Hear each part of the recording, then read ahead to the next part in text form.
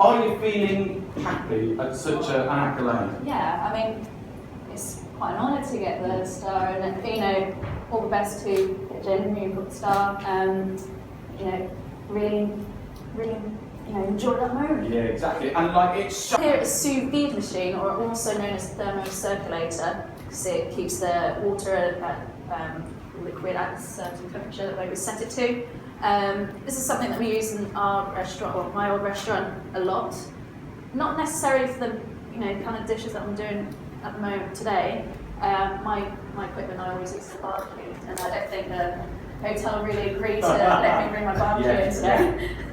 But yeah. And what's so good, because water baths have become super popular. Why are they so important to a chef? It keeps food consistent. You put the temperature in, and it's going to stay at that level unless you're a paragon. And it means that you know that the food is going to be at that. Do collaboration beers with a lot of great breweries in the country, and I picked up some tips and tricks for them from cooking actually. And one thing that they use that I picked up on is a refractometer. Hang on, what? A refractometer. I'm sure I know, but these lot don't know. What the hell is one of them? So a refractometer basically measures the substance of a liquid by how light refracts through it. So in brewing and winemaking and cider making, they measure sugar content using this, but what I use it for is to measure salt content. So this is a saline refractometer, or a salinometer. Holy cow! I'm sure you're all going to go rushing to the store to get Yeah, of course. So let me so what I do is I take that off and I look through. Yeah. Oh my God, there's like a little, right, let's see if we can get this on. Hang on, before you do that, let me just put some plain water in it. Okay. Just a drop. Okay.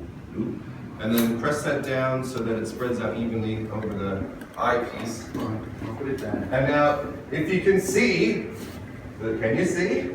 Yeah. It should read 0% sodium chloride, 0% salt. It's plain water. The amount. So right, okay. So I'm going to just take this pot. So this is a little espresso machine, handheld and hand powered. So I'm going to get some coffee.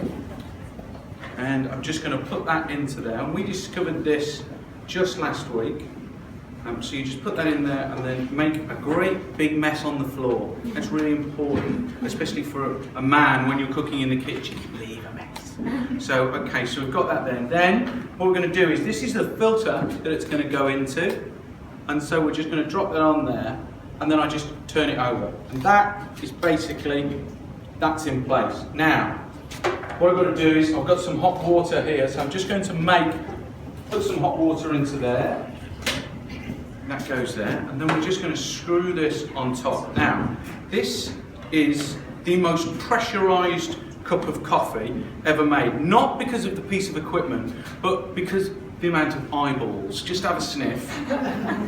Like, holy cow, better not mess this one up. So, there's my hot water, and now I'm just going to place that onto there and just put it into place. Now, this is the cool, you just twist that and out comes the pressurised arm, and then please don't work.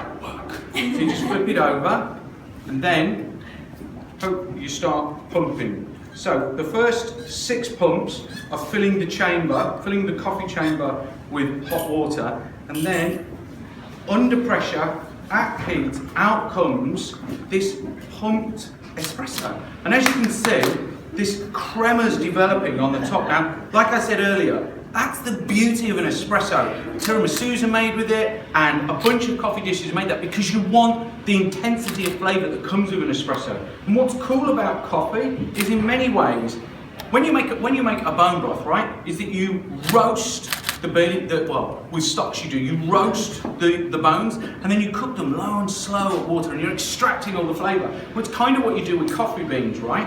Is that you roast them, and it develops this depth of flavour.